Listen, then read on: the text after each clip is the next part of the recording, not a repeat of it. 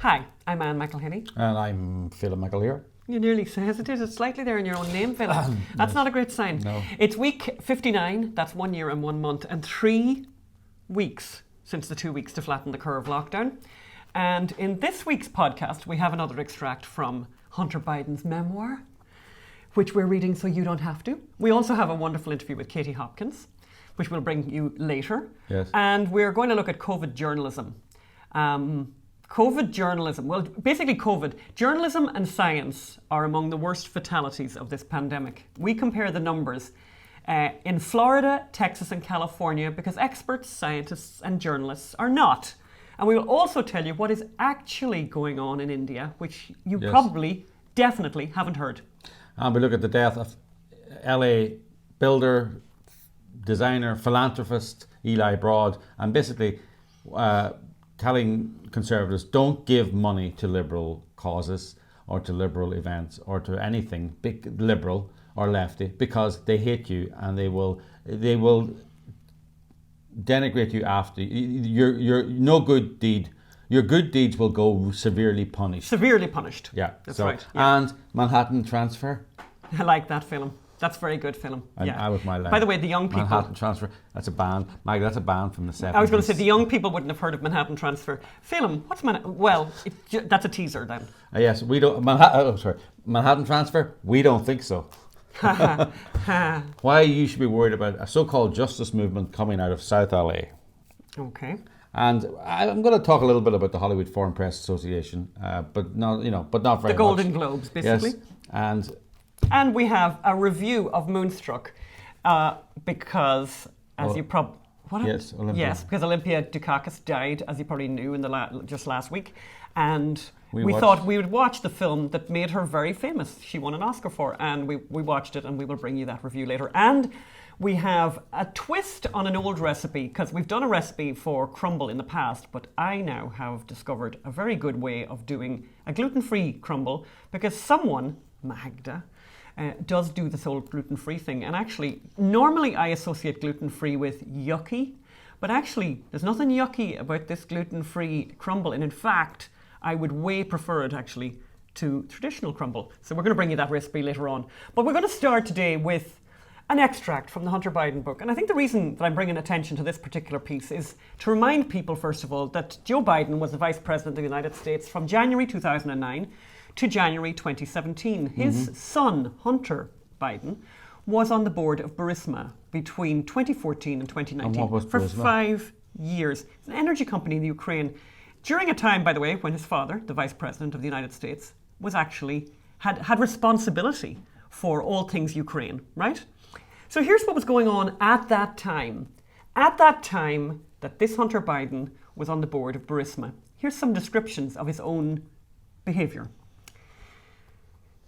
Then you think, if I drink 3 of those big bottles of Chimay, an ale brewed by Trappist monks in Belgium, that's 12% alcohol.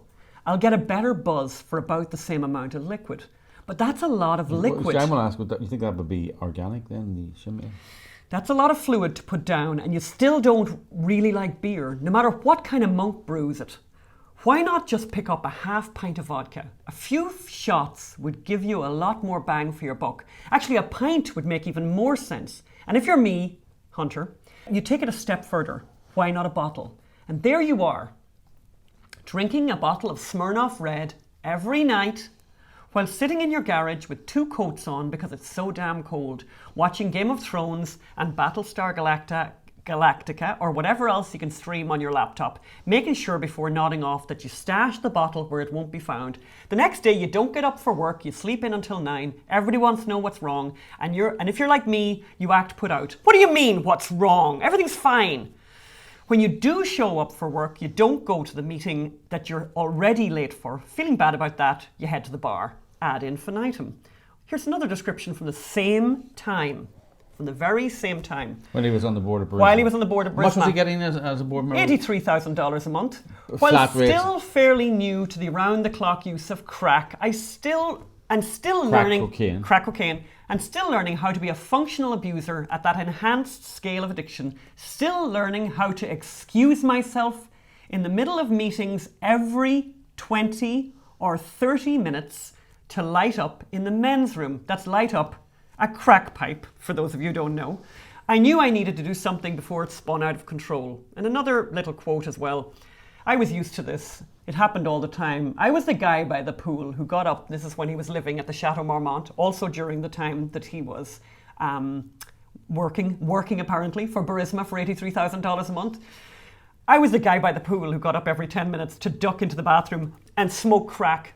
I was the guy who sat by himself at the bar and piled up a $400 tab without buying a drink for anyone else. The staff must have thought, how is that guy still standing? So I just bring those stories to your attention because I think it's important that we remember that this is the man that during this very time received $83,000 a month for his board membership of Burisma. It's not the only money he earned, by the way. And you know, the people on that board in Burisma, they weren't stupid. These aren't stupid people. They were getting something for their money. And they certainly were not getting the vast intelligence of Hunter Biden, given the fact that he was in that state every day, basically. And that's not the only news we have about Hunter Biden. So we just came across this the other day, which I think is extraordinary. And this is from Tulane University. They're going to be offering, very kindly, a special 10-week course. This is for the college, for the university. A special 10-week course for those interested in media relations and policy. And it's called Media Polarization and Public Policy Impacts. And the description of it is, America's rapidly advancing partisan divide is fueled substantially by the growing political polarization, increasingly evident in our news media. This course will explore the current state of the media landscape in the United States and how media polarization, fake news, and the economics of the news business impact public policy in Washington, D.C. This course will be co-taught by this person and this person. And then they give you the list of guest speakers that they're going to have for this course. Hunter Biden is the first one in this list. Yes. Hunter Biden is going to be teaching at Tulane a course about fake news, disinformation. Yes. Derber Burks is there, whatever. Juan Williams, Margaret Sullivan, all the lefty, it's all, one lefty after another.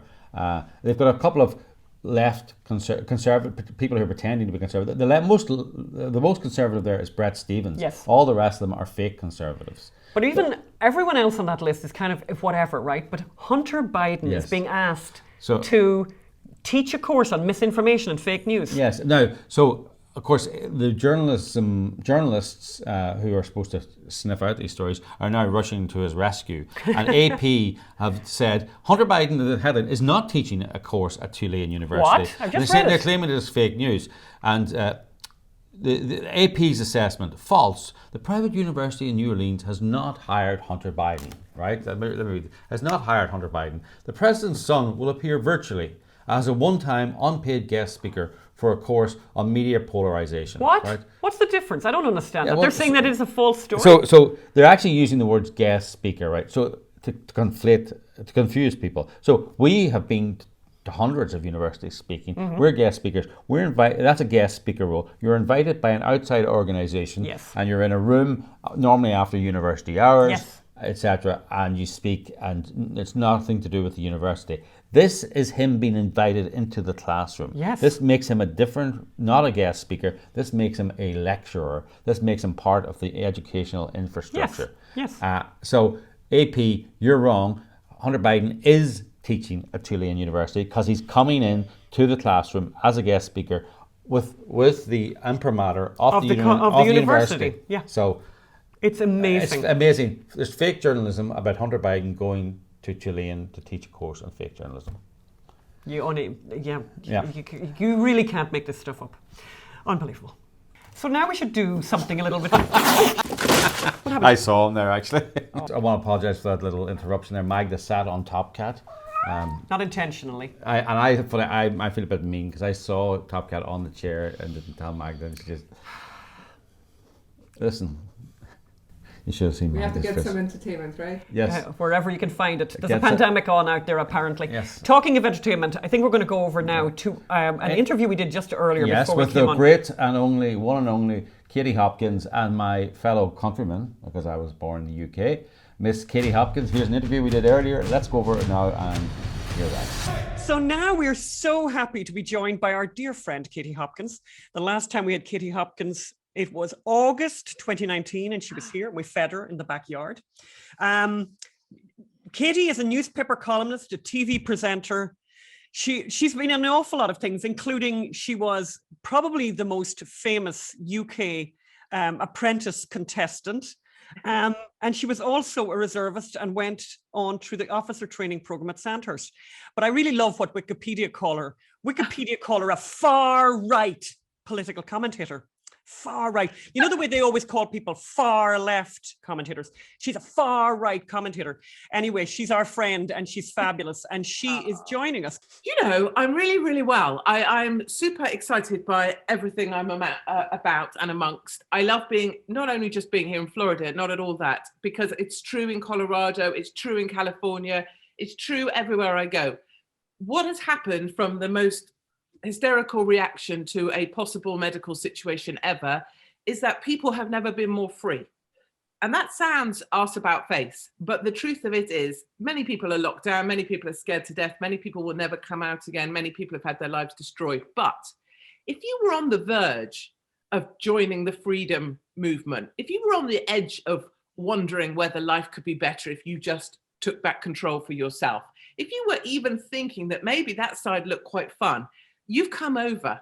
And I feel like surrounded by it. It's not political. It's not about Republican or you know, whether you belong to the Democrats. This is about being free inside. And I love that. It's just a joyous time. I'm finding this like a joyous time to be alive. I don't know if that makes me weird. Well, funny. I mean, I suppose what I was going to ask you about, because I think because I'm in touch with a lot of people in Ireland, and Ireland is appalled. I mean, they're so happy with themselves, Katie, that they have the longest lockdown in Europe, and they're so proud of that.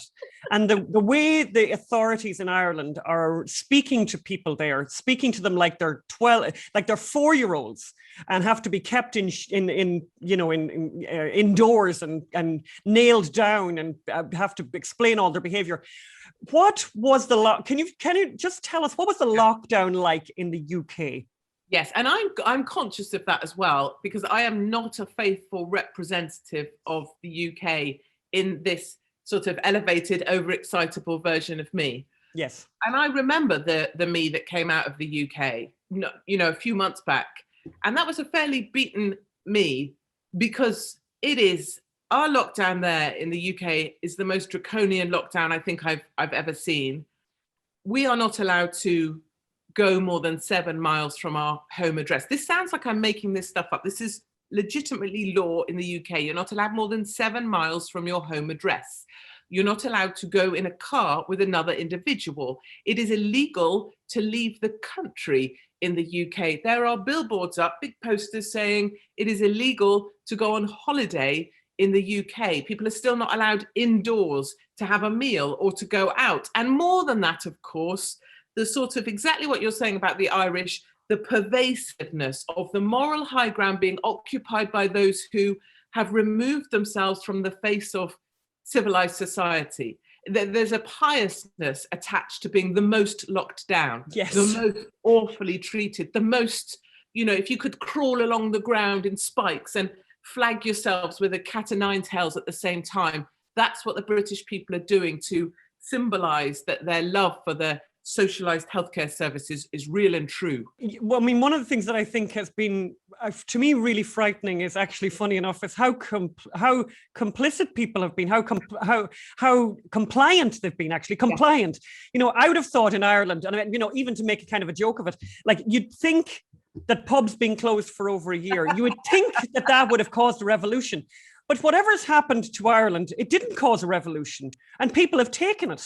How do you explain that? You're so right. Of all the places that you'd think there would be absolute anarchy, like IRA level anarchy on the streets, it would be shutting pubs in Ireland. There seems to have been this really bizarre thing that this socialized healthcare thing, that your health is dependent on you being part of society. It is the brute squad of the left. This idea that you stood on your doorsteps at 7 o'clock or 8 o'clock it was on a Thursday night and clapped on command at the sky because the British government told you to, in support of heroes of the NHS. It made people bend down because they thought, if I don't do that, I'm not going to get treated when I'm sick. And then there was this odd thing where the neighbours were, we were given hotlines to ring into so you could report your neighbours. And we had neighbours reporting someone who saw 3 couples going to a house when only one should have been going in. And people, it was almost like years and years and years of not having much power or authority. Suddenly people could get power and authority by being an absolute bastard to their neighbour. It was it's very dark and very subversive, but it definitely works. Yeah, and I think Ireland was worse because Ireland has this inferiority complex towards UK, which manifests itself as a superiority complex, where they always try and out, if you can, if you have, you had a 7 mile lockdown. We had a 3K. In Ireland they had a 3K lockdown. Yeah, in Ireland we'll show you. You brought in gay marriage. We'll have a referendum for gay marriage. It's always they want to be, and it's funny. Canada and Australia and Ireland have been 3 of the most extreme places for lockdowns, and they're all former colonies of Britain, and they all want to out British and out regulate and outshine the mother country, and it's definitely, there's a definite reaction to that. We're better than them, and it's led to pubs being closed. It's led to, you mean in Britain you're not, in Ireland you're not allowed to go, as I say, you weren't allowed to go more than 3 kilometers from your house. You weren't allowed to leave. You were fined €5,000 for going on a flight. So Britain may be bad, but Ireland was worse, unfortunately. Yeah, and I think it's, you're right. The upsetting thing for me and for you, I suspect, the upsetting thing was watching my countrymen go on bended knee to that. That was heartbreaking because I still have faith in my country just from patriotism and whatever. But then, also sitting here in tears on 24th of April when finally the British people walked for freedom through London. And, that they went on for miles and miles and miles, just watching that footage of people walking together. And it had that same MAGA rally feel to it. I could feel it like a festival. And I cried and cried watching that stuff because it was like a moment of, wait a minute, is the lion waking up? Will she roar? And I still say, and I believe in my whole heart, that people doing that sort of thing really does make a difference. The government start to realize, ooh, hold on a minute. We may have reached the line. Yeah. And so that was an exciting moment. It's very interesting. We had in California had one of the worst lockdowns in all the United States. But Gavin Newsom then started to face a recall election. And to get a recall election, you needed 1.5 million votes. Yeah. And every 100,000 votes that were gathered, the state opened a little bit more and a little bit more. And as he was getting towards the 1.5, suddenly all the schools were opening, suddenly all the restaurants were opening. And it was like, it had nothing to do with science. It was purely, you can almost measure on a graph. Yeah. So true, and to the fact that, brilliant Californians, people say California's blue, 2.2 million Californians, signing the petition, but much more than that, the men and women who worked those petition stands at the Bass Pro Shop every damn weekend. I met the lady in San Bernardino who had Gavin Newsom's own cousin and wife sign the petition at her stand, which was just like, yes. And then you'll notice now, of course, the little deviant is pushing back that recall to autumn in the hope that somehow he can repair the state in time to be forgiven. Yeah. But just a powerful movement for how people can make a difference, even with one signature. So what's the latest with Britain? I think the pubs are open. Is that right? I mean, it's absolute. So today in the UK is Bank Holiday Monday. Whenever your viewers catch up with this, it was a bank holiday. And the weather forecast today, typically British, is absolutely torrential rain. Like it couldn't be more rainy. And the rule is you're allowed to sit in a pub beer garden. And so British people, English people being English, are sat there with their umbrellas. The rain is absolutely bucketing from the sky, but they're like, as long as it doesn't go in my beer. And I spoke to my mother and father earlier, but I was checking in on them actually because they signed up and had the damn vaccine. And they were sat on a bench having their lunch. And I was like, why don't you go indoors? And they're like, because we're still not allowed.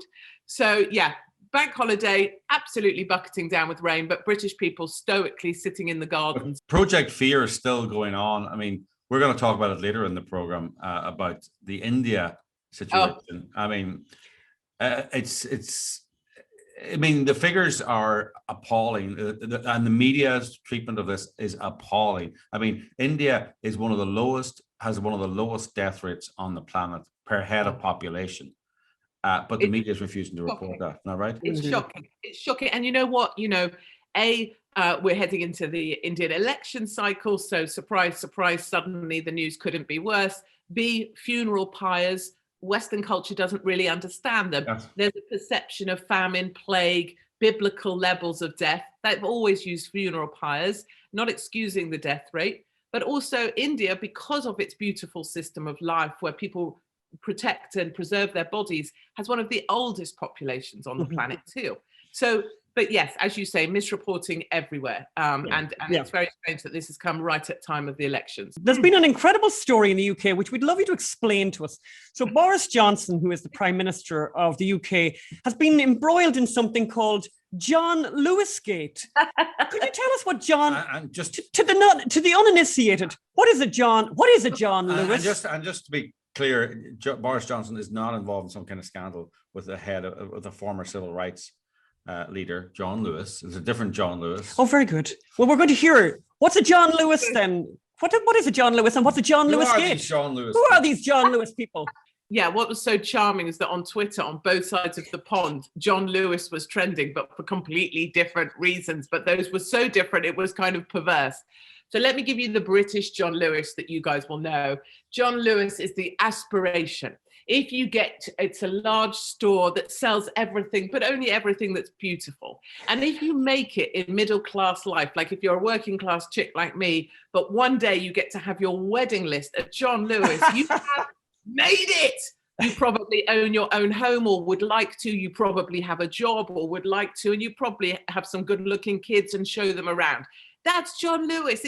It's what we all want to be. It's what we grow up believing in. And they also have never knowingly undersold as their strapline, which is the most like, oh, your mother-in-law's underwear. Like it couldn't be more dull. And so it's the gorgeousness of everything. And basically Boris Johnson's bird, his girlfriend, has come out and said, oh, it's just, what did she say? It's revoltingly John Lewis? Or what was it? It was just a John Lewis nightmare. Because we don't even know anything about this. Go back and tell our listeners. What exactly happened? Oh, so sorry.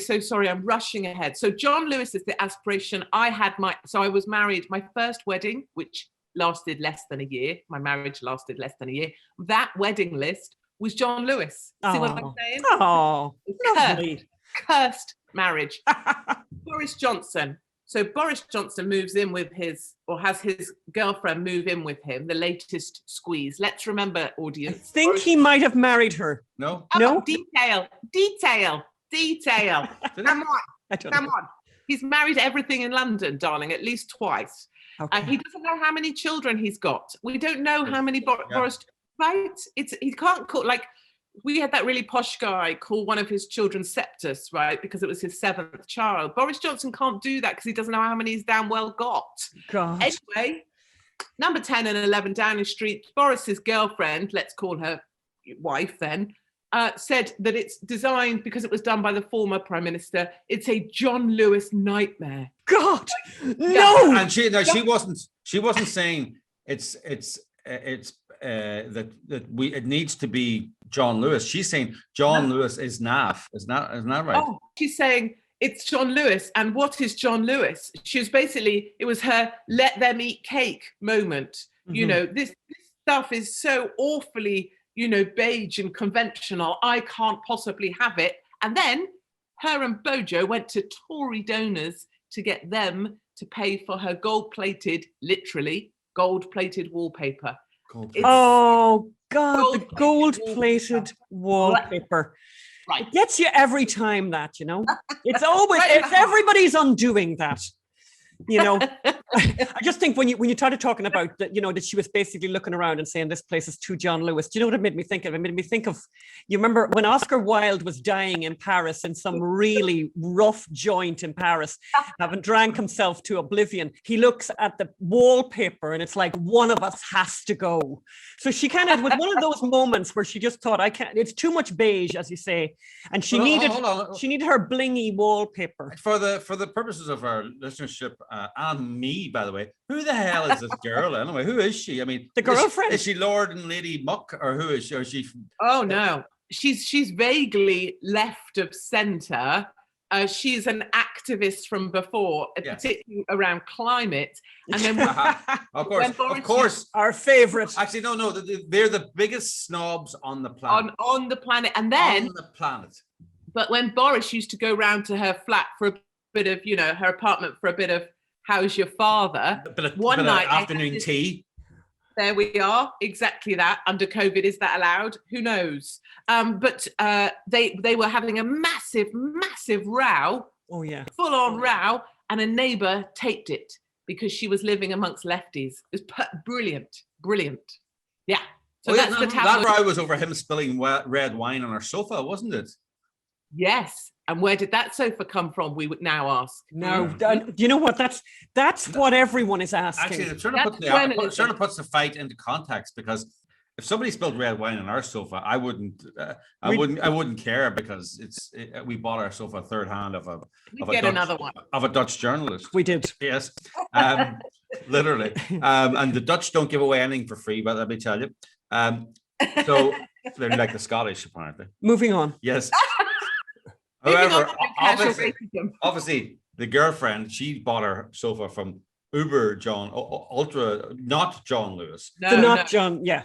No, she went. So spilling red wine on it would be a heaven forfend. Yeah. What is the solution for spilling red wine on something? You then pour white wine on it. Yeah, the whole bottle. Yes, but if you're Katie or I, you just think that that's a tragic misuse of alcohol, and you think, you know what? I'll just deal with the stain, and I'll consume this alcohol instead. And you know what? I won't mind at all then. I want to say one thing.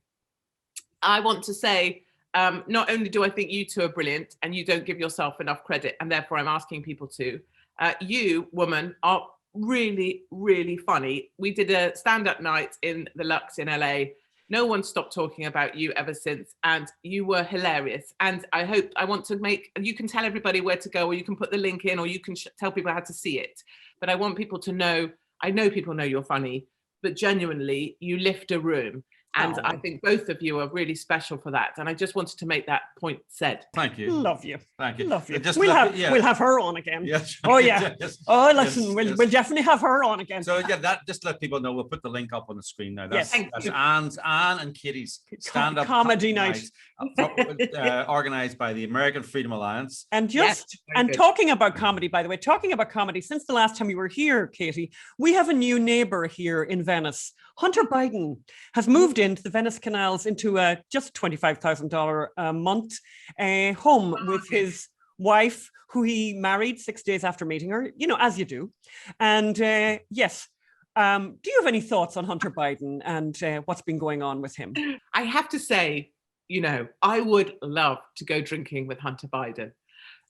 Just because, how glorious would it be to just mine him for all of his dark truths and just have a drink with him, maybe while an Asian lady was also servicing him with her feet. I think we're going to find out a lot more from your documentary. When is your documentary coming out? How do people support it? It's actually, I'm so excited. Funny, thank you for mentioning that, but it's actually a movie with actors, and hopefully actually an actor that you know quite well, I imagine.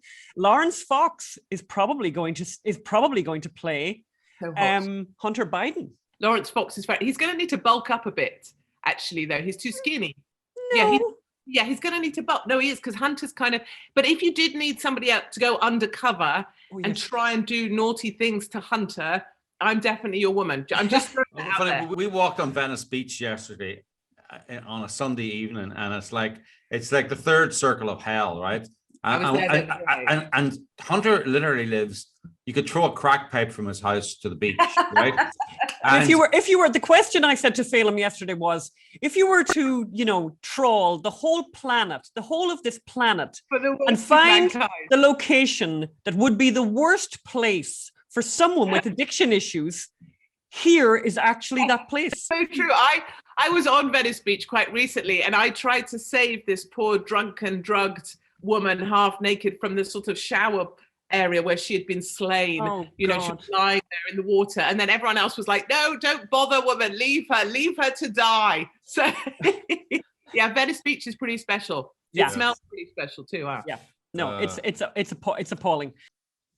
So you're in Florida then right now. So how fabulous is Florida? Yes. I mean, obviously, I'm going to marry DeSantis. I've moved on to him as my next victim. People say he's a little on the spectrum, but I think that's incredibly positive, actually, because all the best of us are weird. I think he just needs a dynamic, firebrand as his new wife. So that's the role I see for myself there. Does he have a wife? He has a wife. Does he have a wife? Oh, why detail with you guys? Yeah. That's sorry. We're all about the journalism, you see. Yeah, sorry for that. Sorry for that distraction. I don't know why delve down into the granular. Stay strategic with me. And then I'm going to sweep through this great state, headed to the villages. I want to be naked on a golf cart drinking margarita, and then through to Palm Beach, Fort Lauderdale. But it's just fabulous because everyone's making their own choices. Even if some people are still in masks, they're not getting in your space about it. That's their personal choice. This real sense of ownership of personal choice here is very prevalent. And I think that's the healthy way that actually we want to all be, is that everyone does what they want, but just you decide you and let me do me, I think. Yeah. And when I speak to people in Ireland, they talk about being allowed to do things. Allowed. And I'm thinking, who is it that gets to allow you to do things if you're a grown-up? Like, I thought, when did you lose all of your agency? And I just am amazed by people buying into this thing that there's someone who seems to know something. I just read the most extraordinary thing today from the head of public health in Ireland, who wrote an open letter in the newspapers to the people who've been vaccinated in Ireland. And he said, I know you're probably very anxious, about leaving the house after a year. I'm sure you're very anxious. And his advice was, and it is amazing. You read this and you think, this isn't The Onion. This isn't Babylon Bee. This is a genuine guy. And he's saying, well, plan your trip meticulously. Make sure you have your mask. Make sure you have your hand sanitizer. Make sure that you're socially distanced. Practice social distancing. I'm thinking, oh my God, you are such an advertisement, sir, for people to run out there and get a vaccination, because nothing changes. According to him, nothing changes. You get the vaccination and nothing changes. You continue to act like as though you are extremely vulnerable and about to die and unclean. I want to start. My thing that I want to start doing on Venice Beach is actually walking the beach with a bell and saying unclean, so that the people wearing just a face mask, but wearing it on your vagina and across your boobs as a bikini. Because I've been wanting to do that for quite some time now. But I also think a very clever trick. They've done it like as if they were working with animals, and I'm going to use props at this point.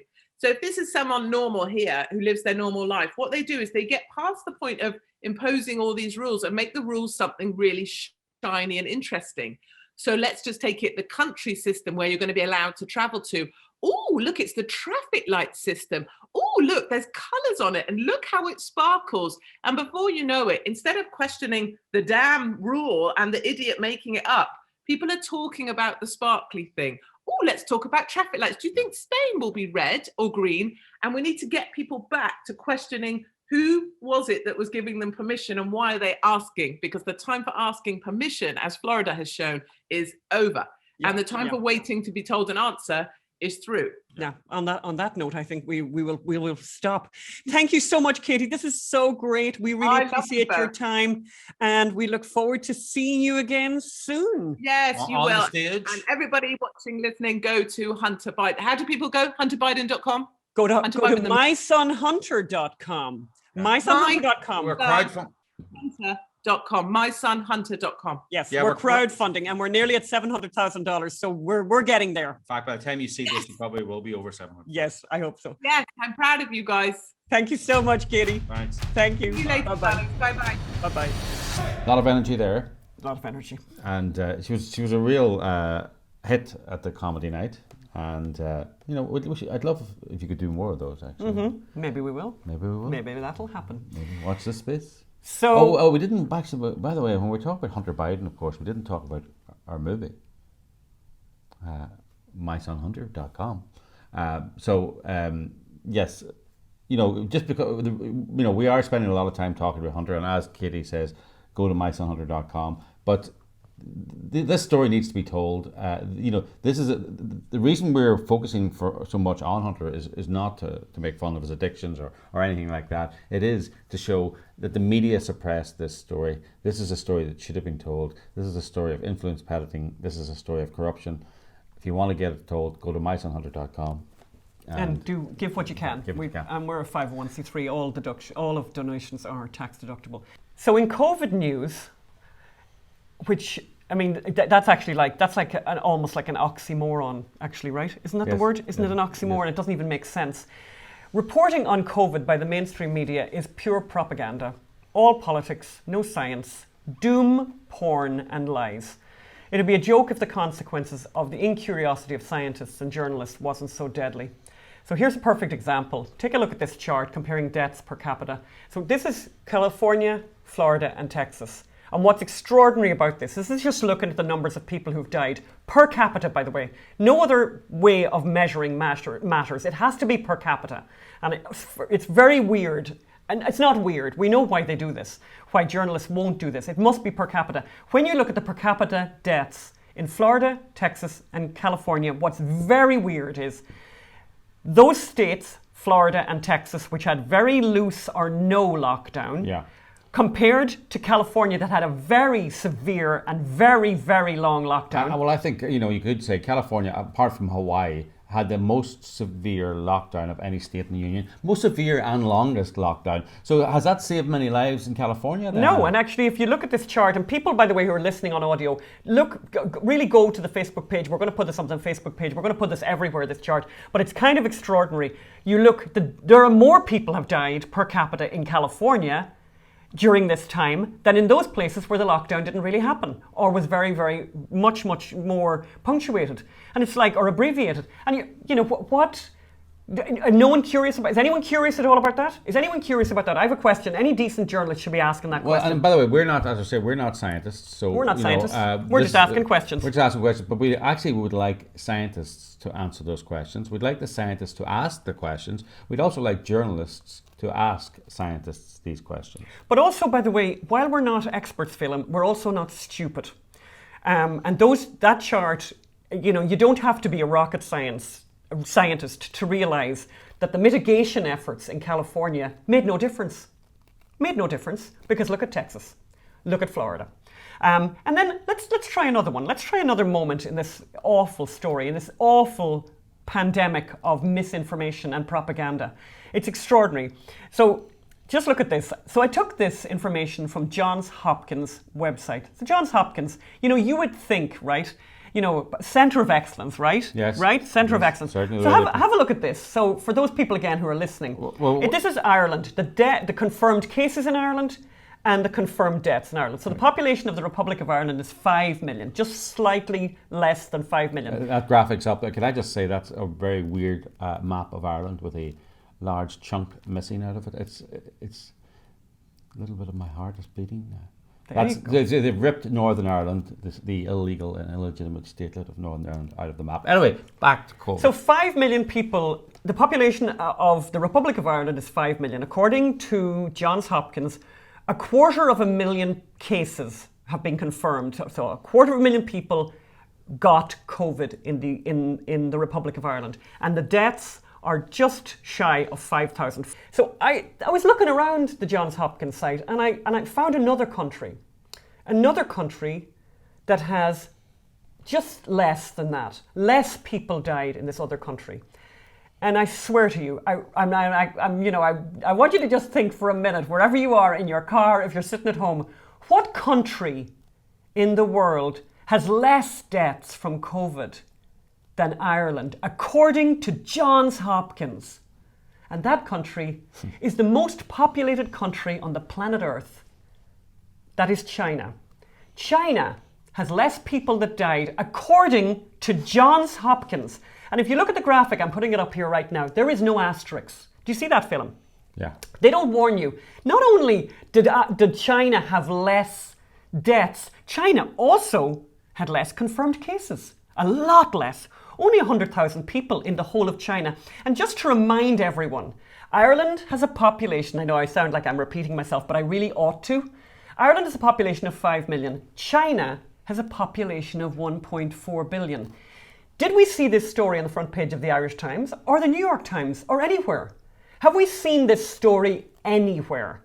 And that's why you come to the Unreported Story Society, because this is a story that's not getting reported, and it is horrific that this would be allowed. That this is so, you know, and this is, by the way, China, member of the WHO, treated like it's a member of the treated at the United Nations like they are people who you would have to listen to about anything.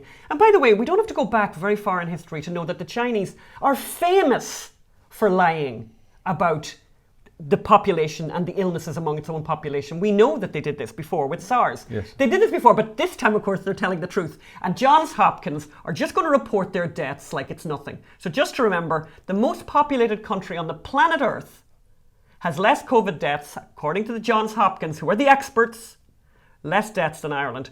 The biggest blow of all is to science. And it's, by the way, it's a deadly and serious thing that when we stop trusting science, it's really dangerous.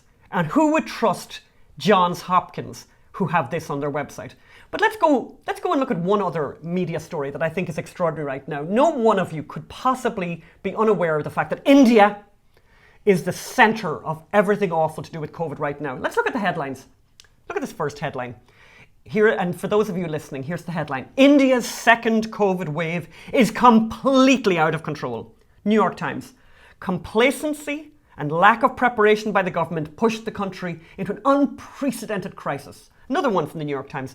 Every time I'm calling, someone has died. The anguish of India's diaspora. Complacency and missteps deepen a COVID-19 crisis in India. And here's the Financial Times. India's COVID wards are like scenes from Dante's Inferno. And on and on and on. And by the way, that continuing on in that story from the Financial Times, there's a paragraph, you know.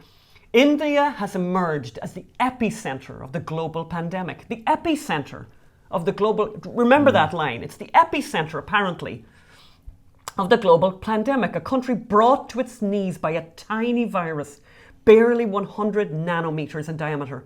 And we're paying the price for our complacency. Mute spectators to this dance macabre. What the virus has also exposed is that the roots of our problems are systemic and live and deeper, and on and on and on. And by the way, the guy who wrote that's a doctor. Yeah, sorry, go on. No, funny, he's a consultant physician, whatever that is, and a researcher. In Mumbai. No, yeah, fair enough. But his solution is, of course, more public health care. Yes. And then another headline. Here's from ITV News in the UK. Mental torture. Doctors speak from India's hopeless COVID crisis.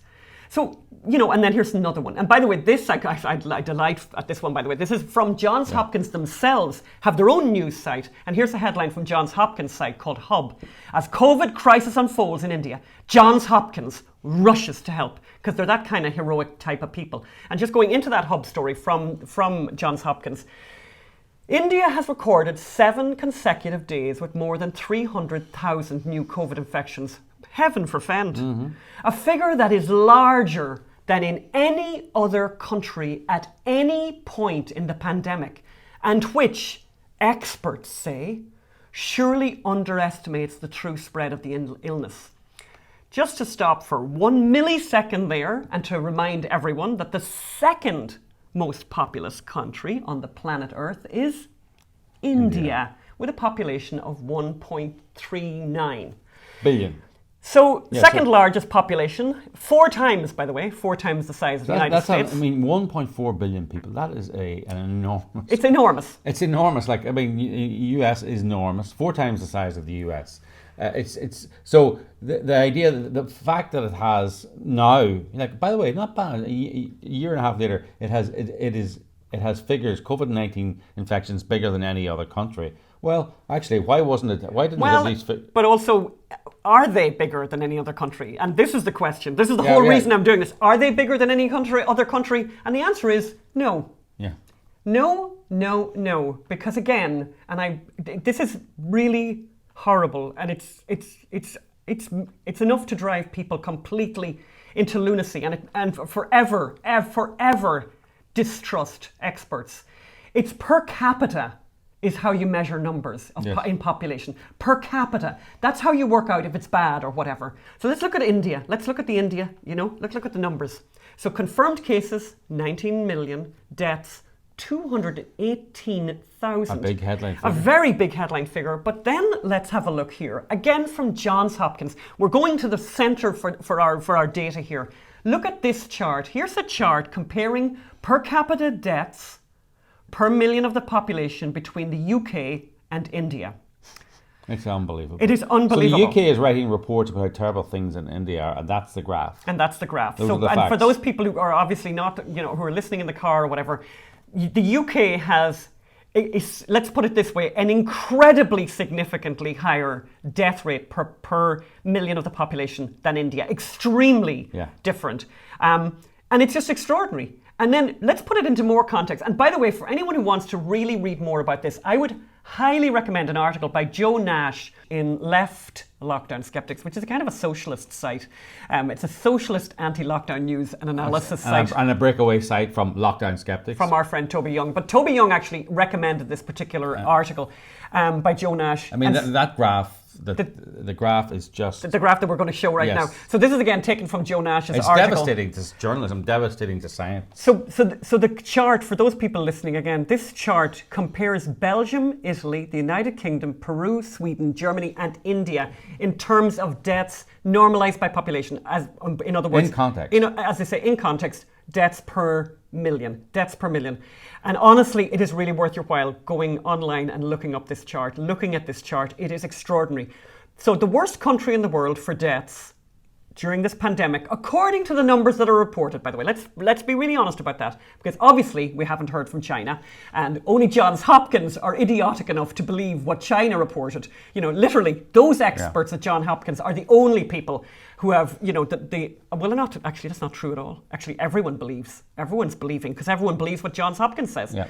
But the actual numbers say that Belgium has the worst deaths from COVID of anywhere on the planet.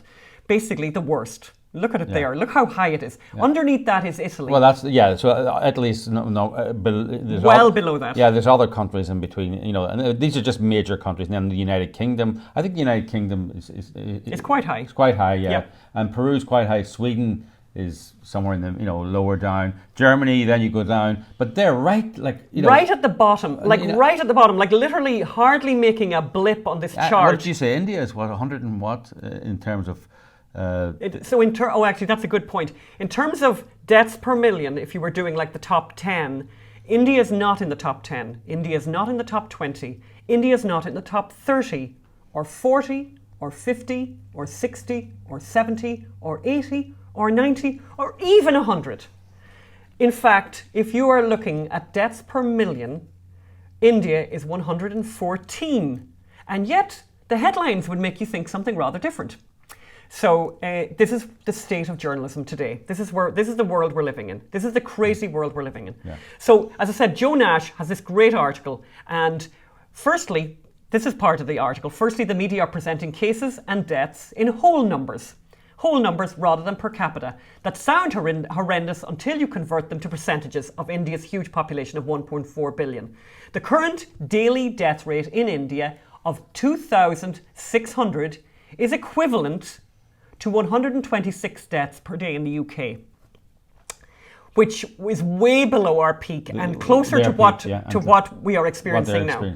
Exactly. Secondly, even as the alleged COVID deaths reach their peak, more people die of diarrhea every day in India and have done so for years. So the tragic, awful statistic is that 2,000 people die of diarrhea every day in India. Now that's what I call a public health crisis. Yeah. I mean, we've always said that more people die in the developing world from diarrhea than mining or climate change or all these things that people get so excited, or dams or whatever it is, the latest, or agriculture, all these growing tulips on a lake in Uganda. If you really care about the poor of the world, but they don't. Don't be opposing mining. Don't be opposing fossil fuel development, fossil fuel extraction. Go and get them clean water, and you will save millions every year. Millions of and lives. often children. Like 2,000 every day from diarrhea. And 1,200 from tuberculosis. And by the way, that number is increasing now, and they're looking at having a catastrophe in terms of tuberculosis because of COVID. They've stopped vaccinating people. A lot of these vaccination programs all over the world, by the way, have been interrupted because of COVID. Because for some reason, the experts at Johns Hopkins, etc., think that there's only one thing now that can kill you. Only one disease now can kill you. Yeah. All the other diseases Yeah. need to be neglected. That's really important. I think we brought it to everyone's attention recently on the podcast. A horrible headline in Ireland where they said they wouldn't be going back to full cancer services this year. They wouldn't be restoring That's right. full cancer services this year because luckily, suddenly in Ireland, cancer isn't fatal. These are terrible people. These are terrible people. Shame on everyone at Johns Hopkins, etc., who are pushing this propaganda, which is all political, by the way. Because guess who runs India? Who runs India, Phelim? A nationalist, pro-Trump conservative. There you go. So basically, if you look at the 4 countries that the media focused upon, America under Trump, not under Biden, Brazil, the UK, and India have headline conservative nationalist administrations. Yep. I mean, Boris Johnson is the least conservative and least nationalist, by the way, of his administration. But that's where those countries are going. So that's why they've been targeted by the mainstream media and the mainstream scientific mafia to pretend that they're being badly affected by COVID when the statistics say they're not out of the ordinary. And in fact, in terms of India, they're well below the average. Other points that Joe Nash makes in the article, and I would recommend people to go and read the whole article. What's the site again? Left lockdown skeptics. But we're going to put the link up to this article, by the way, in the show notes, and it's really worth looking at the whole thing. Another point that's made by Joe is that Delhi, the focus of the media's messaging, which a lot of the media messaging from India is coming from Delhi, and the source of many of the media's most horrifying scenes of suffering, has the most toxic air on the planet. You think you might mention that for context? Do you think that might be mentioned for context? Yeah. No one's heard a word about that.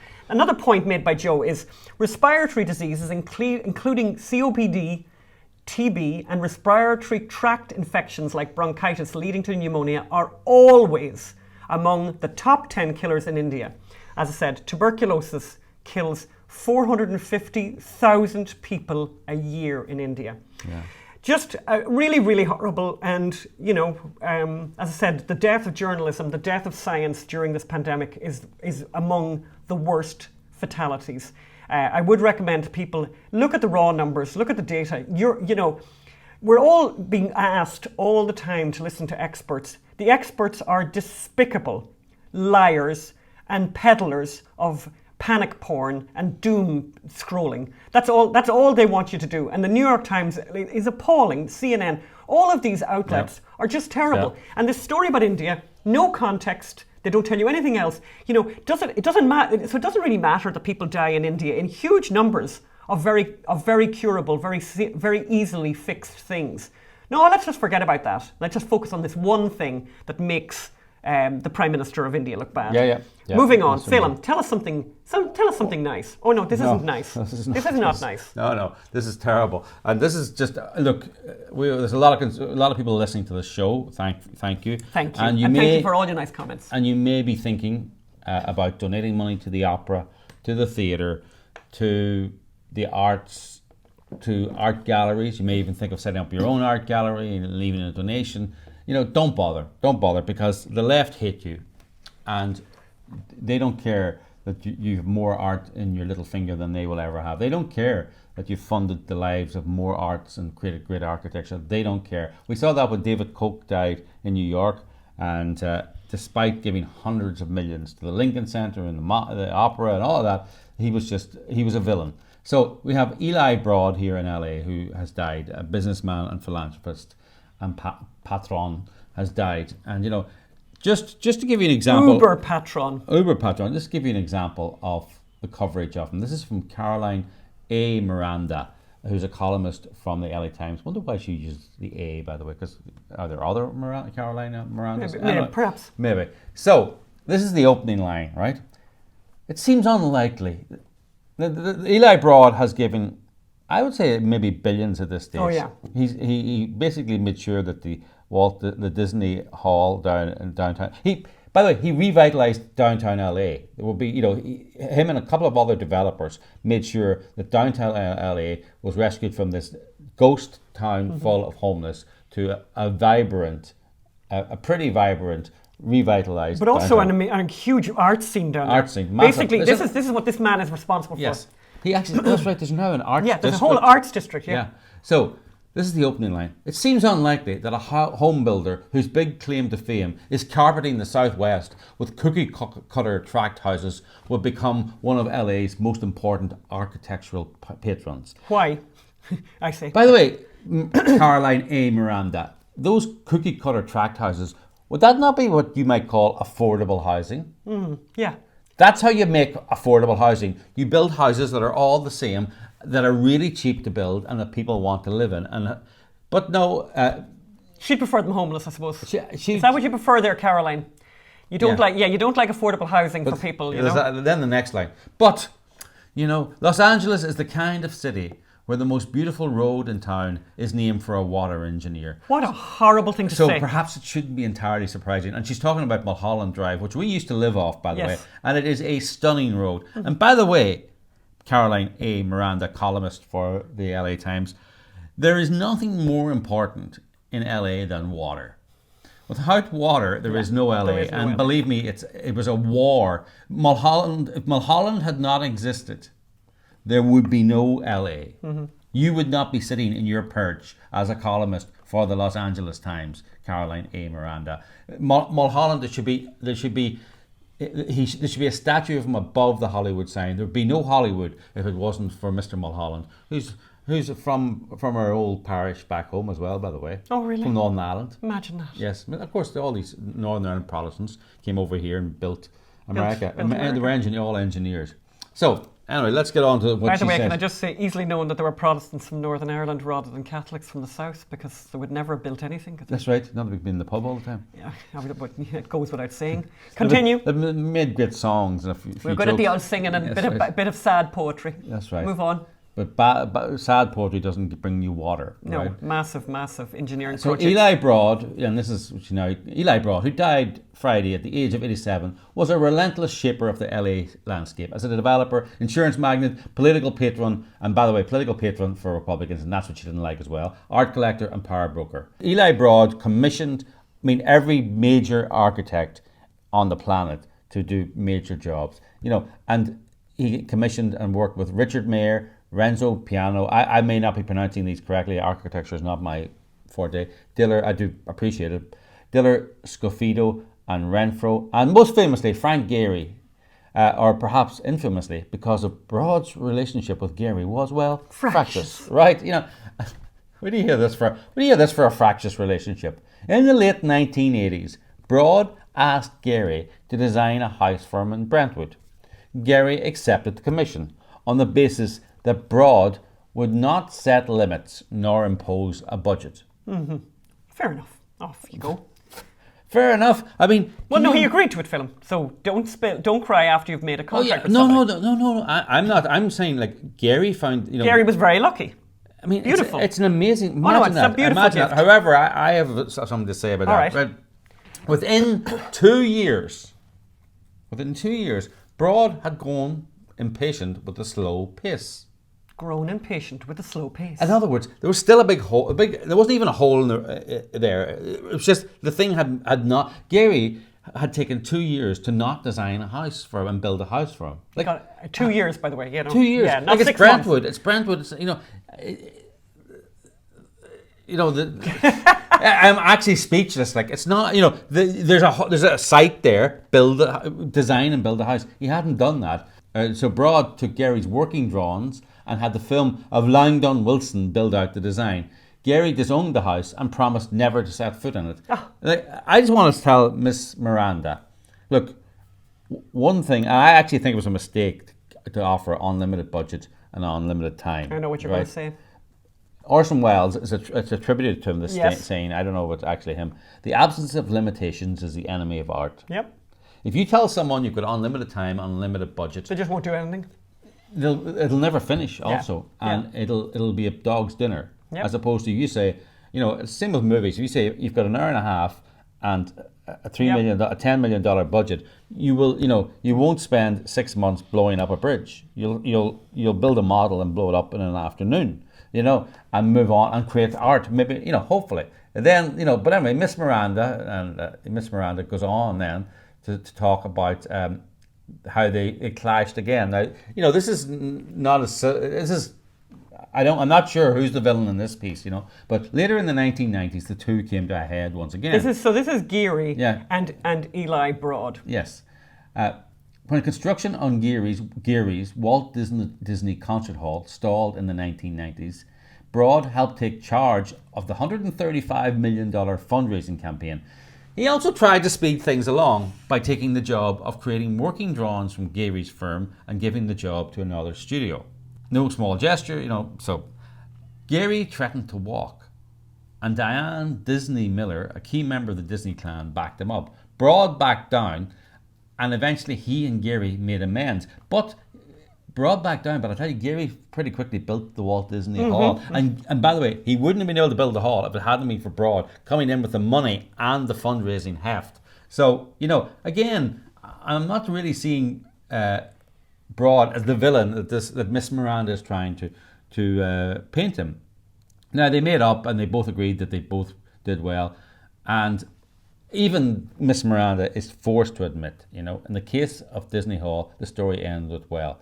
Geary's ebullient building, clad in a shimmering stainless steel skin, is hailed as the most gallant building you're ever likely to see by a New York Times critic, and it is an amazing building. It's actually a stunning building. And it really has made downtown LA.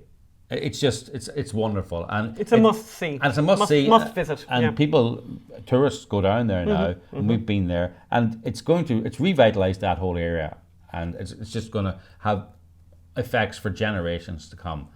But both these episodes, this is Miss Miranda, speak to the kind of architectural patron that Broad was for Los Angeles, important by virtue of his wealth and power, if not always a determination to get the designs right. And it's like, well, who exactly are you, by the way, to be judging him, Miss Miranda? And I like this, or I don't like this.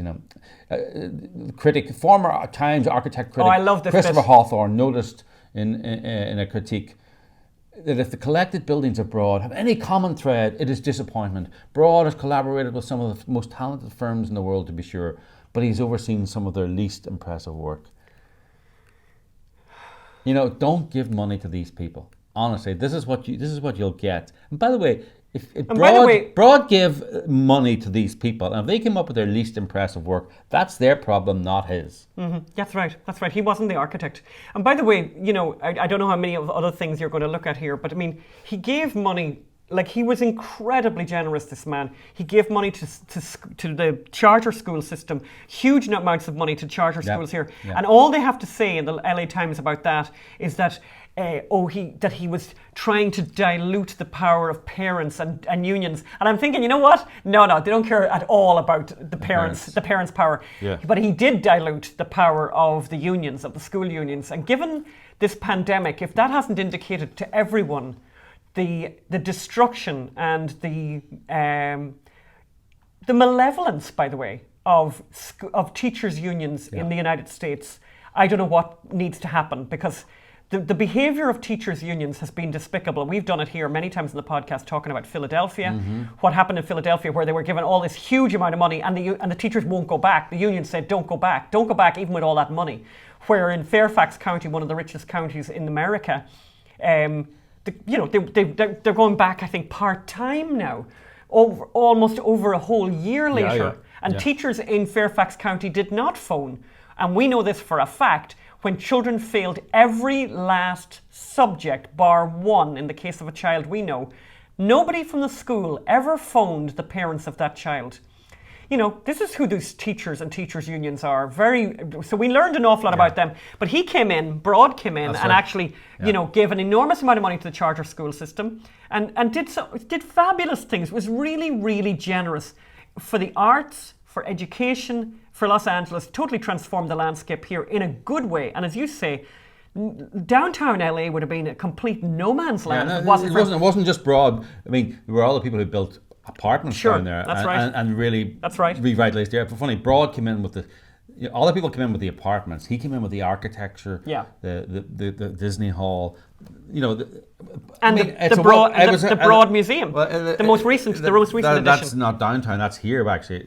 It's not quite downtown, but it's amazing that he actually provided a part of the infrastructure that we really need.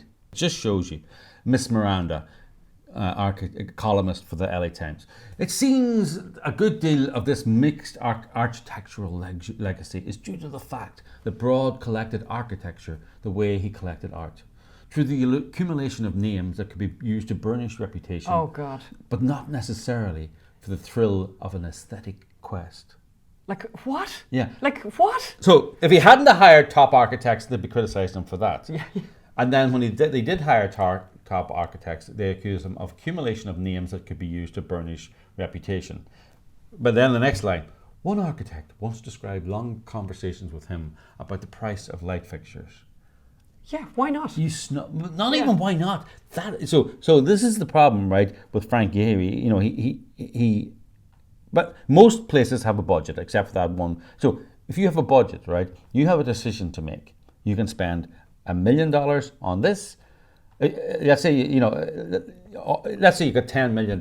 You can spend $5 million on the exterior and $5 million on the interior, or you can spend $3 million on the exterior. You have to make decisions. You have to make decisions, and the price of light fixtures is a big decision in these big spaces. Yep. So you can. Are the light fixtures important? Yes. Well, then you need to spend $1 million on it. Are they not important? Then you need to spend $500,000 or $200,000. It's really important, and it's actually. And then you get to find out with the architect and the patron what's important. Of course, you should be talking about the price of light fixtures, and you should talk about the cladding and the cement and whatever else, and everything else, and the roof. So, and then, she's just a snob. She's just a snob. She's a jealous snob. She's a jealous snob. She would love to have had that money herself, because of course, if she had had the money, her decisions and her judgment and her artistic taste would be superior to this guy who's only from the Bronx, right? Yes, and that was another problem, actually. They even mentioned that in a haughty way, whereas what they should be saying, because I thought these people were all into kind of equality, art for the masses. And art for the masses. Here's like a working man who came and made a fortune here, working his ass off, and then gave tons of money away to make the city gorgeous. And all she can be is a snob about it, and elitist about it, and jealous, and just comes across as jealous, actually, of the man's wealth. I mean, I want to wrap this up now, but it tells a lot about journalism. It tells a lot about the world. It tells a lot about the left. That so much of the left is based on snobbery. That's why they really, really hated Trump. They hated him for many reasons, but snobbery was one of them, and they really hated Melania because of snobbery as well. This is Miss Miranda again. His museum reflects these tendencies, about the light fixtures, especially in the rooms full of auction house stars that hail overwhelmingly from New York. Oh yeah. Yeah. Oh, that's a bad thing. But the building, this is his museum, but the building, which before the pandemic had become an unlikely social spot on dreary Grand Avenue. And I'm going, isn't that amazing? He's built a museum that became a social spot where people could go and be social and enjoy art. I mean, you should die happy. He actually achieved exactly what he wanted. Yes. Became an unlikely social spot on dreary Grand Avenue. But the building, which before the pandemic had become an unlikely social spot on dreary Grand Avenue, nonetheless manages some architectural thrills. The escalator ride that punctures the floor plates, the all-glass elevator that feels a little bit sci-fi. The legacy Broad leaves behind is complicated. But it's not without its moments of grace. Oh, Screw you, Miss Miranda. Screw you. I mean, how dare you? Yeah. How dare you, you snob, you horrible snob. It's like, not without its moments of grace. That's like the guy who reviewed, the guy from the Guardian who reviewed FBI Lovebirds. Like, the place was coming down with laughter and fun and joy, not without moments of artistic merit. And it's like, yeah. In other words, it has lots of artistic merit, but I'm not prepared to say it. Yeah. I just didn't like him, basically. Yeah. So, Manhattan Transfer. Manhattan Transfer now, Philip. What is this all about? So, Manhattan Beach is a place with the most expensive. So Manhattan Beach is south of where we are here in Venice, in Beach. California. So one of the richest Los Angeles addresses, I think, in America. Los Angeles is made up, or the Los Angeles area is made up of on the West Coast is made up of a series of beach communities from Malibu, Santa Monica, Pacific Palisades, Venice, Marina del Rey, Redondo, Manhattan, and then you go down and quite south is Manhattan Beach, not as far south as Long Beach. And it is now one of the most richest zip codes on the planet in terms of property values, but it wasn't always. In fact, a lot of those South LA beaches communities were backwaters because the road system, they were hours away from LA, so they weren't that great. So the Bruces were a family at the beginning of this century, a black family who had bought a couple of plots on the beach, and they had set up a hotel there where black people could go, and that created a bit of a kerfuffle in Manhattan Beach at the time. And how much of a kerfuffle it created is a very interesting matter of debate. After a decade or so, the city decided that they were going to seize the property. This is what's being told now. The city decided we're going to seize the property and throw out these black people because we don't like all these black people coming to have fun and joy. And at the beach, and they seized the property and built, and then it was left abandoned for 30 years, and then they built a park on it and a lifehouse station, and basically robbed this poor family of all their goods. Journalist Wesley Lowery said, "This isn't just about land being taken from a family. It's an entire experience that was stolen from a community of people." And journalist Wesley Lowery works for 60 Minutes, and there you they go. did so. Basically, and the CNN of all, we'll put up some headlines here, but I want to show you what CNN say. A black family's beach property in California was taken during the Jim Crow era. The county, the county is now giving it back, and it's worth millions. It's worth about 75 million, right? And which is a great story, except it's again, context is rather missing. Yes, right? yes. Right? There's a couple of can I ask a couple of questions? Yes. No, actually, you go ahead. But yes, there's a lot of context I'd like to know about. It turns out, on the surface, it sounds like a terrible thing, a terrible wrong was done, and now Manhattan Beach are going to give recompense to these people who had this terrible wrong done to them. So Seems basically, reasonable. It wasn't just the Bruce's property that was seized. It was 26 plots seized to make this park. But they're all black people. No. Oh. 14 of them were white. Okay, that's strange. So that never gets mentioned in any of the reports. And the Bruces, now look, it's hard to calculate what thing was worth and nobody knew that Manhattan Beach was going to become this. It's like, if you'd known what Brooklyn was going to be like, you'd have bought houses there 30 years ago. So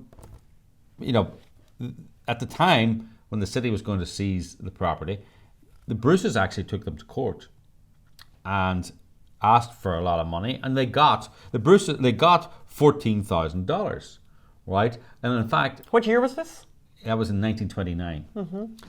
The Bruces bought the original plot about 15 years earlier for $1,000, and they bought the plot next door for $10, and they got $14,000 for recompense. And just to give you some kind of context, the 26 families that were there got the total compensation paid to them all was $66,000, and the Bruces got $14,000 off that. Now they had the best plots, but well, that's fair. But I'm just saying they were definitely compensated, and so then there's this thing about the area wasn't made a park for decades, and you know what? It was actually. If you go in, and we put up a link to the Manhattan Beach City Council, have actually done a very good historical report on it. It was immediately made a park. It wasn't made into the lifehouse station it is now for quite a while, but it was used for what they said they were going to use it for. The city of Manhattan Beach, when they investigated and found actually it's not a straightforward case of race discrimination, that there was lots of white families seized as well. And the campaign is to give the Bruce family back this land, and seemingly all this land, or maybe their two plots. And they said, no, we can't do that because they were compensated at the time, and it was pretty good compensation for the time. And we won't do that, but we'll put up a plaque and maybe a mural and all. And we're going to spend $350,000 to sort of say, well, maybe this wasn't the right thing to do, who knows.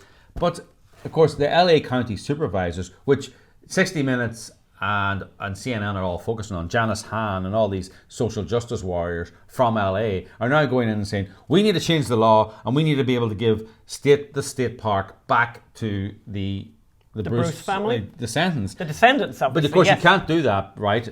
But they're actually going to bring in legislation to enable them to carve out this part of a state park to give back to this family, even though this family was already compensated, against the wishes of the local Manhattan Beach Council. Mm-hmm.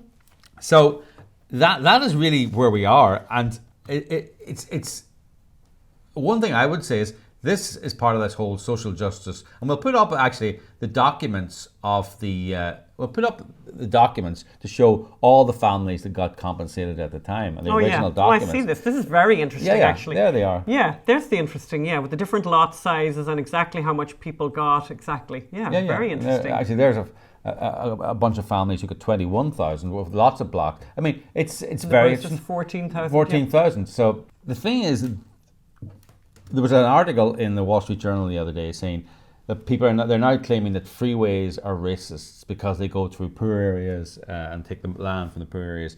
If this goes ahead and if this family gets compensated, this will open the floodgates for massive recompense for anyone whose land. Now, eminent domain, I don't agree with eminent domain, and lots of people don't agree with eminent domain. Lots of people think eminent domain for actual infrastructure is a good thing for freeways, hospitals, schools, whatever, is a good thing. However, what's going to happen now is every piece of land taken in eminent domain over the last 100 years, taken from a black family or a Hispanic family, now they can go back and say that was racism, and we want to be recompensed. We want to revisit this now. Yes, after getting paid the first time. Yep. So it's really double dipping. Yep. And if this goes ahead, you're opening the floodgates for that double dipping, and it's going to be hundreds of billions of recompense for people who've really been compensed. So it's kind of interesting. It's like the theme of our podcast today is context. You Yes. know, the media being, unwilling to give context. And when you, anytime you hear a story and you in your head are thinking, wonder what, and you're thinking of a context question, there's a very good reason why that context isn't there. And the reason that the context isn't there is because the story is completely bogus. Once you put the context in, it's like, okay, well then that wasn't racist, right? Yeah. Because if other people lost their property as it were, Yeah. they lost it because of something else, not racism, right? Because it can't be racism if there's white people there, right? Yep. Yeah. Anyway, extraordinary, really, really extraordinary. As we said at the beginning, then the other thing that happened, that's just happened recently, as you might have seen, is that Olympia Dukakis has died in New York at the age of 89, and she had a great career as an actress, but really. She became very, very famous. Worldwide fame came to her when she had this co-starring role in Moonstruck, and actually quite a small role, but a very nice role. I think she made it a co-starring role. Actually, I would say at the time it was the mother character, and then she kind of. Well, anyway, we decided that we would watch the film and then be able to review it and maybe recommend or not recommend it to you. So we watched it this last couple of nights, and cannot recommend it enough. Really, really great. Very well written. This movie is 1987, right? I think it's 1987. It's fairly dated. With Cher in the lead role, and Cher is brilliant, by the way. And Nicolas Cage, right, playing the kind of the love interest. It's really funny. It's very delightful, and I have to say, the character that Olympia Dukakis plays, she plays the mother. She plays Cher's mother. She's got some very, very good lines. She has this thing that she keeps on asking everyone. I won't ruin the story by saying what the answer is, but she keeps asking people, why do men chase women? Why do men chase women? And people give her answers. Eventually someone gives her the answer that she's actually looking for, so you should watch the film. But it's really delightful. Great music. La Boheme features very prominently in it. Nicolas Cage is great. And it's kind of nice to watch a film that is just like there is not even a millisecond of wokeness in it. No. And it's some just great writing. Some great writing. It's Barry Levinson is the producer, director, writer, I think, and it's very, very well written. It's very, very witty, very, very funny, and we would recommend it. And it's available on Amazon Prime for free if you have an Amazon Prime account. So we definitely would recommend Olympia that. Dukakis, cousin of Indeed. Mr. Dukakis, who had an unsuccessful bid for the presidency against Ronald Reagan in 1984. Really? Reagan? Not Bush?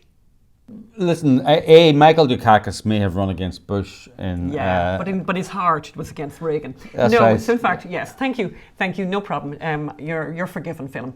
And we're going to finish up by giving you a very quick, this is very fast, this is a kind of a throwaway recipe in a way, because I've done crumbles in the past, and this is just very, very simple. Look at us with the ramekins outside on the patio.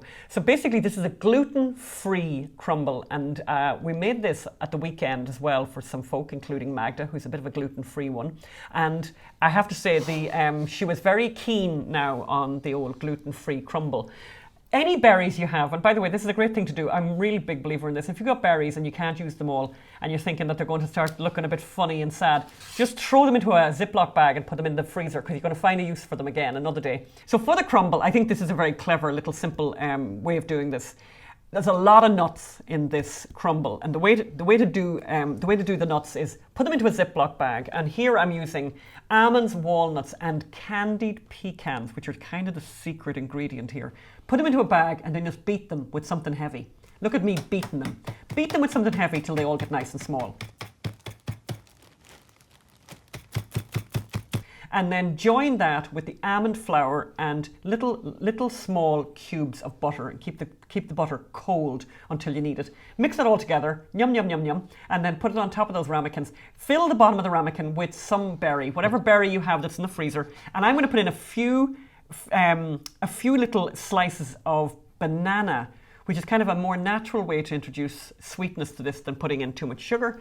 And we're going to put that all there on top of that and get it in the oven. But anyway, the recipe is on the website with all the actual ingredients, which is butter, almond flour, almonds, walnuts, candied pecans, bit of sugar, but not a huge amount of sugar. And put that in the oven. Candied pecans probably add a bit of sugar. A lot of sugar. Heat the oven up to 350, and I would say they'll be cooked quite quickly, depending on your oven. But look at them after 10 or 15 minutes. You want the fruit underneath to be bubbling, and then let them cool down a little bit, and then put a big dollop of ice cream on that. But I think what was really nice with this was it's gluten-free using almond flour. Ramekin is a great word, isn't it? We love the word ramekin, and we had the ramekin. We had the whole drama about the ramekins when we were doing, what recipe was that with the ramekins? Oh, I know. It's a chocolate lava cake, which did come out of the ramekins because we had them very nicely buttered. But we were nervous. We should call our company Ramekin. Oh, by the way, before we leave, we have a little story about Top Cat. And by the way, we're telling this story as Scaredy Cat is now missing, but so yes. So there's that whole thing. So we had this conversation, by the way. I remember when Mark Stein came to visit here, we had a conversation with him about indoor and outdoor cats. Mm-hmm. And he said, very famously, that he said, you've got to do whatever you want to do, but if you have outdoor cats, they won't live as long, because things happen to outdoor cats. And you know what? We had this exact experience, because the other night, Top Cat did not come home. We went to bed, middle of the night, we hear, we both got up, we went out, we shouted and screamed and looked and everything, could not find Top Cat. Next day, no Top Cat. Hours went by. Then we were on a phone. And this has never happened before. Never happened before. Normally, if one of our cats stays out at night, they would normally come back in the morning looking all sheepish. Looking for food, actually. And looking for food. Not that sheepish, but Top Cat never appeared. Day went on, and we're actually at that point starting to, reconcile ourselves to the fact that this cat is no longer going to be living among us, and we're going to have to explaining it to the certain 3-year-old who loves those cats, how... you just don't want to do the death conversation with a 3-year-old. Yes. You want to hold that off as long as possible, not to have to do the whole gone to heaven thing. None of that. Anyway, we're on it. We're in the middle of a Zoom interview with someone, and the next thing, what happens? This is later in the afternoon. 3 o'clock. It's 3 o'clock in the afternoon. Half 3. Next thing, and we couldn't interrupt the interview. The next thing, what walks in? Mr. Top Cat. Walks in real quiet, right? We eventually get off the interview. We go over to look at the cat, and he's wet on both sides, like back at his hips on both sides, like exactly symmetrical almost. Is he not behind me? No, he's not. Kind of wet. And we're thinking, you know, he'd been kind of licking himself on both sides of his hips or whatever. Anyway, He lay in the bed. he lay on the bed, and we got up the next morning, and the bed had all these little dots everywhere, quite large dots of blood. So he had been damaged in some way, and he was super subdued. And can I say, we went down then, we had an event in Newport Beach that evening, and we're coming back, and I will just admit to this. I'm going to confess right now and tell you what I did. This will just show you what's happened to me and cats. I said to Phelim, pull into the supermarket there. I'm going to get something for Top Cat because God help him, he's had an awful, terrible time. So I got some fresh fish and a couple of prawns, I'll be honest. A couple of nice king prawns. His favourite. Brought them back, and I'll tell you one thing. He revived very quickly. Yes. He literally, I'll show you this. We'll tape this the next time it happens and show you. He literally can stand on his two back legs and, I don't know, just about do anything once that fish appears. Yes. And you know what I've done, what I've realised we've done with these cats? We've made these cats so snobby, so elitist, that if that fish is put back in the fridge and asked and then produced the following day for these cats, they won't touch it. They'll only do it if it's super fresh.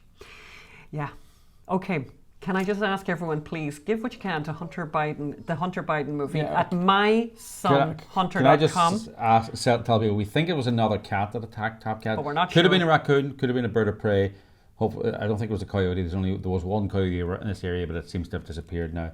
So anyway, we're saying this, by the way, and Scaredy Cat is missing now. Scaredy Cat's going to come back because Scaredy Cat has different instincts, and the minute anything bad happens, he hides. So he may be in hiding. Yes. But hopefully we'll see him and we'll let you know if he's alive next week. That's us for now. Bye. Bye.